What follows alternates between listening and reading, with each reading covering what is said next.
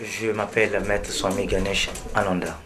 Le talisman, c'est un mot qu'on utilise chez les Français. C'est-à-dire que dans la langue française, on appelle le talisman. Les hindous appellent ça le yantra. Et au Tibet, on appelle ça un mandala.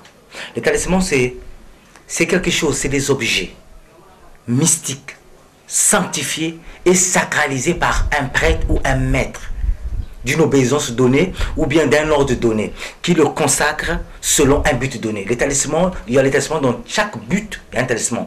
Un talisman d'amour, talisman de protection, talisman de chant, etc. Et les hindous, au lieu de dire talisman, ils appellent ça yantra ou bien gayatri. Ce sont des objets mystiques consacrés par un maître pour résoudre telle chose. Depuis la nuit des temps, les grands maîtres qui ont existé, ils ont mélangé certaines choses. C'est-à-dire que c'est une géométrie mystique. Par rapport à cette géométrie, ils ont fait des mélanges des choses. Ils savent que tel signe, c'est-à-dire que tel signe fait à telle heure donnée, ça à mélanger avec tel objet, ça joue tel rôle de la protection. Tel signe mis sur un parchemin, à quelle heure ça fait tel bon sens. Maintenant, les gens, aujourd'hui, nous allons tirer la différence qui existe entre un talisman et un gris-gris. Il ne faut pas confondre un talisman et un gris-gris. Un gris-gris, c'est un objet mystique, ce qu'on appelle talisman, un objet mystique.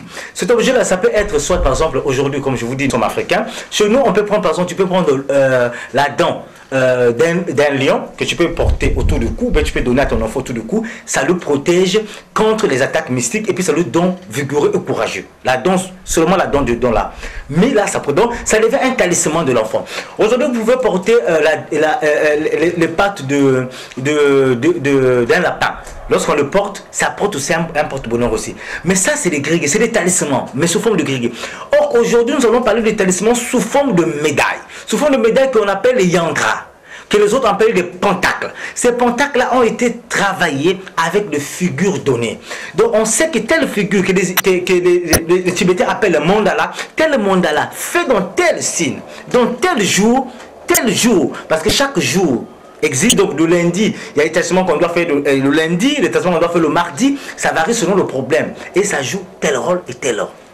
La différence existe donc, le talisman, ça peut être quelque chose que ton papa t'a donné, même une chemise que ton papa t'a donné, que tu dois porter. Cette chemise-là, lorsque tu arrives quelque part, ça te protège, ça devient un talisman. Un talisman, c'est comme je disais tantôt, que c'est un objet consacré pour un but donné, par un maître donné, ce qu'on appelle un talisman. Ça peut être un bic, même un bic peut être un talisman consacré pour t'aider à satisfaire à ton baccalauréat ou à ton BPC. C'est un talisman. Mais de l'autre côté, il y a ce qu'on appelle des pentacles, des yantras, qui sont faits sous forme d'un objet portatif.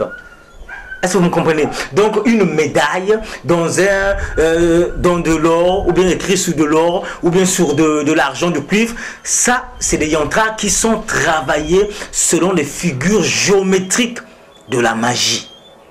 Or, tandis que de l'autre côté, comme je disais, donc les gris-gris, ces genres de talismans-là, ce sont des objets mélangés, faits sous forme d'amulettes, qui sont aussi des talismans, qui résolvent tel problème à tel problème, différents des médailles. Des médailles, ça doit être fait, comme je dis, par un maître, un véritable maître qui connaît l'art de l'astrologie spirituelle pour créer un pentacle sous forme d'un objet portatif, une médaille, de l'or, de l'argent, du cuivre, etc. Or, le talisman, le secret, c'est la personne qui le consacre. Il peut te donner un talisman dans une bouteille. Il peut te donner un talisman comme sous forme de chemise. Il peut te donner comme la dent d'un lion, ainsi de suite, qu'on appelle aussi des talismans. Comme je l'ai toujours dit lorsque je passe dans les médias, qu'il y a toujours deux côtés. Il y a un côté positif et un côté négatif d'une chose. Dans les talismans, il y a un côté négatif aussi, un côté positif. Maintenant, le problème c'est lequel? Lorsqu'on vous donne un talisman, par exemple, on vous donne un talisman de la protection. On vous dit que ce talisman-là, il ne faut pas que ça se mouille. La personne qui consacre ce talisman, il consacre ça selon sa connaissance. Il vous dit que non, il ne faut pas que ce talisman se mouille. Et lorsque le talisman est mouillé, le talisman perd son efficacité. Il ne sera plus efficace. On peut te donner un pentacle, le pentacle, lorsqu'une femme en période de règle ne peut pas toucher à cela. Lorsqu'une femme touche à cela, ça perd son efficacité. Le problème c'est ça. Si on peut parler d'inconvénient, c'est l'inefficacité que le truc va avoir, qui n'aura même plus. Aujourd'hui, par exemple, lorsqu'on parle par exemple d'un totem donné, les totems aussi sont des talismans sous une autre forme. Et que ces totems, lorsqu'on vous dit que ce totem-là, on doit lui donner de l'huile de palme pour qu'il agisse comme un talisman. Mais si tu ne donnes pas l'huile de palme, le talisman, le totem n'agira pas. Par exemple, si quelqu'un par exemple, a un problème d'amour, un polyamour, son travail, son talisman doit être fait un vendredi.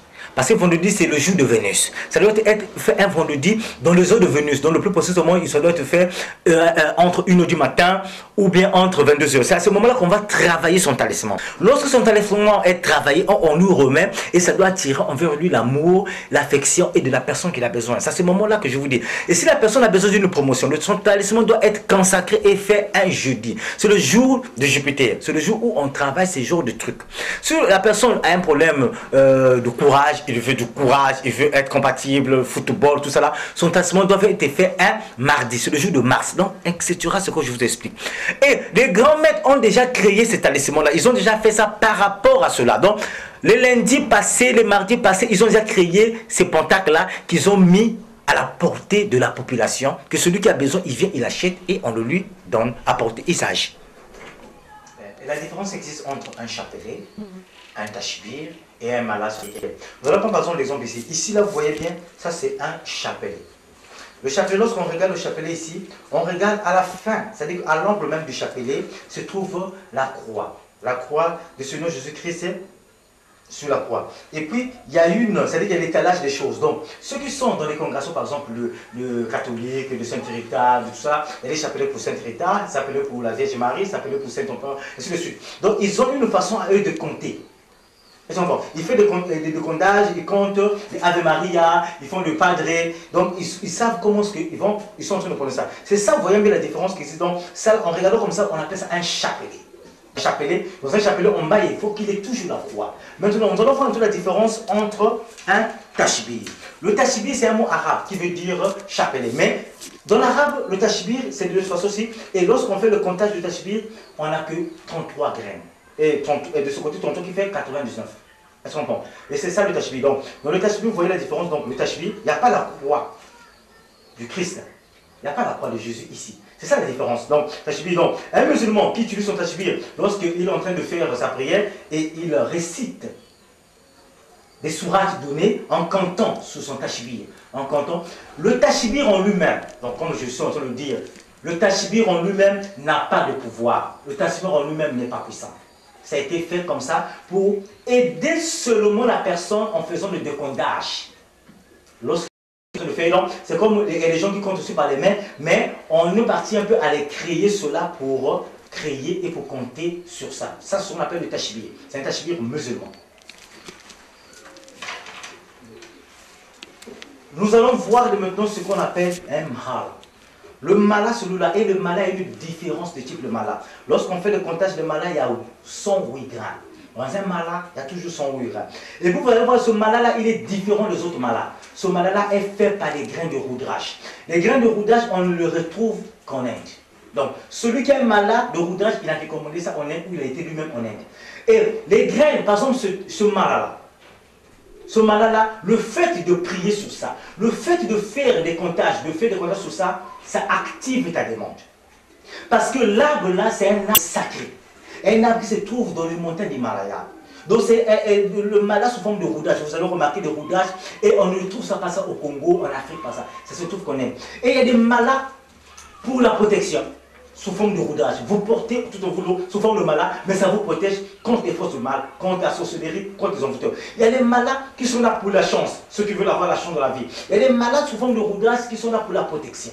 Il y a des malas sous forme de qui sont là pour les accidents. Donc dès que tu portes ça au cours d'un accident, tu sors sain et sauf. Mais ça doit être fait par des roudrages. Des grains de roudage, comme je dis, on ne le trouve qu'en Inde, au Tibet et dans les montagnes de Népal. Mais pas en Afrique. Donc vous voyez la différence. Donc moi-même personnellement, j'utilise mon mala. Donc c'est comme on disait que non, il y a une différence entre un talisman, un pentacle et un yantra. Comme je vous disais, le talisman des Zulu appelle ça yantra. Nous allons voir par exemple un exemple. Celui-là. Ça c'est ce qu'on peut appeler un talisman.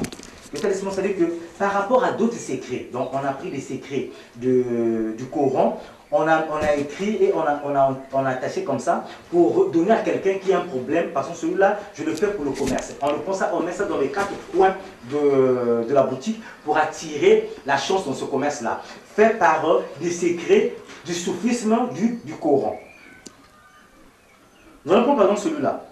Ça, c'est un talisman. Donc à l'intérieur, nous allons faire rentrer des choses que nous allons déposer dans une parcelle. Et lorsqu'un sorcier rentre dans cette parcelle-là, dans le but de faire du mal, de la sorcellerie, du vampirisme, le sorcier est aussitôt anéanti. Aussitôt, il a un choc au retour. Donc ce n'est que ce que vous voyez là, ce talisman-là que nous déposons dans les 4 coins de la parcelle et la personne est protégée contre la sorcellerie, contre les forces du mal. Nous allons voir maintenant la différence, comme je dis, les différences qui existent maintenant entre ce que les Hindous appellent les yantras. Voilà par exemple ceci. Ce Shri yantra là, c'est un Mahadevi yantra. Ce yantra là, il est fait pour ceux qui veulent avoir l'opportunité dans la vie. Et ce mantra-là, ils vont déposer chez eux. Donc dans cette maison, il y aura de l'opportunité, des choses vont arriver. Et la personne, à chaque fois qu'il est en train de faire ses activités, et ça réussira le plus tôt possible.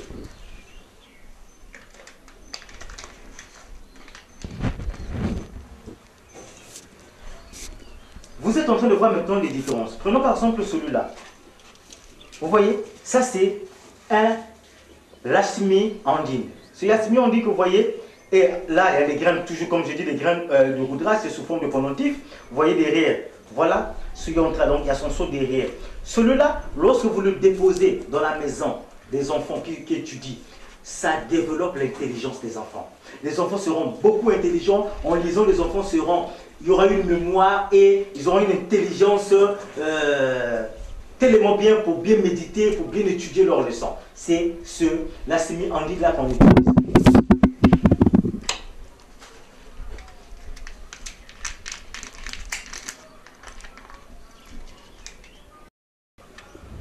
Nous allons prendre par exemple ce yantra-là. Ça, c'est Hanuman Yantra. Comme vous le voyez, Hanuman Yantra, c'est pour la protection.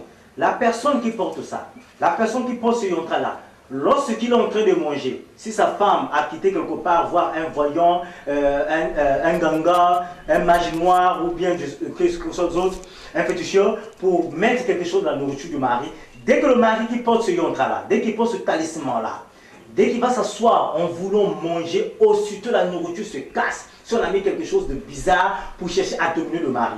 Ce même yantra-là, dès qu'un homme le porte, ou bien une femme le porte, il est en train de boire avec ses amis, boire tout ça, si la nourriture a été empoisonnée, aussitôt ça se casse. C'est Hanuman Yantra qu'on porte pour ce genre de cas.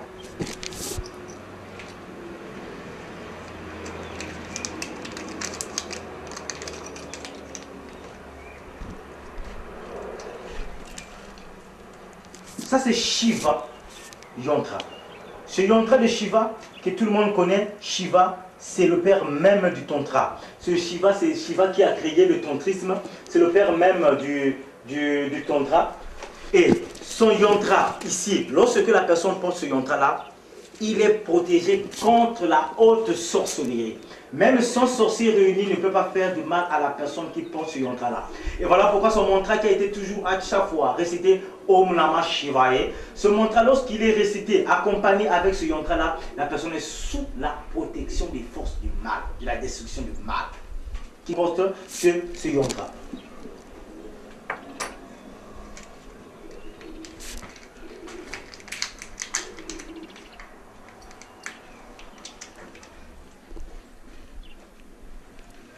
Ça, ce yantra de Lakshmi, c'est pour ceux qui font le commerce. Le fait de porter celui-là pour ceux qui font des activités, ceux qui font les affaires, le fait de le porter, ce yantra-là, les protège. Ce yantra-là fait à ce que leurs activités réussissent. Avec ce yantra-là autour du cou, ça t'ouvre les portes de l'opportunité et tes affaires iront de mieux. Il y a une diversité de choses qui se trouvent. Nous allons voir par exemple ce bracelet. Ça, c'est le bracelet de Shiva. Ce bracelet, ça, c'est le petit modèle. Le petit modèle que vous voyez, il y a les écrits bien. Ce petit modèle, c'est pour les petits enfants. Il y a aussi un gros modèle pour des grandes personnes. La personne qui porte ce bracelet est sous la protection des forces du mal. Le fait de porter ce bracelet-là à la main, ça te protège contre la sorcellerie, ça te protège contre les tonnerres. Ça te protège contre la foudre et contre des trucs que nous appelons ici les moupanzi qu'on jette par-ci par-là. Le fait de porter ce bracelet de Shiva. Celui-là, c'est le Shri Yantra. Ce yantra, la personne qui porte ce yantra, comme les hommes politiques, ceux qui sont dans la politique, ceux qui sont les députés, les ministres, tout ça, le fait de le porter, ça te mène à bien diriger le peuple, ça te donne des bonnes intuitions pour bien diriger le peuple et ça te met en relation avec le peuple. Vous savez que vous pouvez être élu et le peuple ne vous aime pas. Vous pouvez être élu, donc le peuple n'aime pas. Avec cela, vous avez l'autorité envers le peuple et lorsque vous expliquez les choses, le peuple vous écoute. C'est un yantra qui est fait pour les hommes d'autorité. Donc, les chefs d'État, ce yantra, c'est pour des préfets, pour les grands hommes d'État. Celui-là, c'est le yantra de Durga, Doudra yantra. Ce yantra de Durga là, le fait de le mettre dans une voiture, il vous protège contre des accidents. Donc, la voiture, là où sera mis le Durga yantra, il est protégé contre des accidents mortels. Donc, au cours d'un accident, la personne sort saine et sauf le fait de porter ce Durga yantra.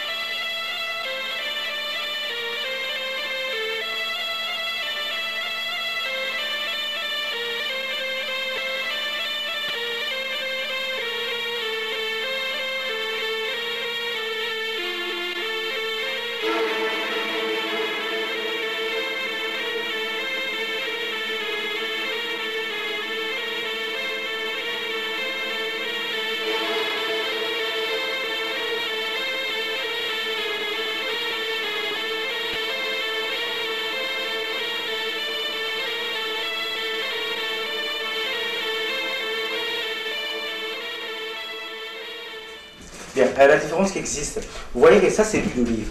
L'huile d'olive a été extraite des olives, donc c'est de l'huile d'olive. Et on utilise l'huile d'olive pour beaucoup de différents types. On peut l'utiliser pour bénir l'huile d'onction, pour bénir quelqu'un lorsque tu le consacres, pour bénir l'individu. On peut l'utiliser pour masser des enfants ou une personne qui est malade. On peut l'utiliser pour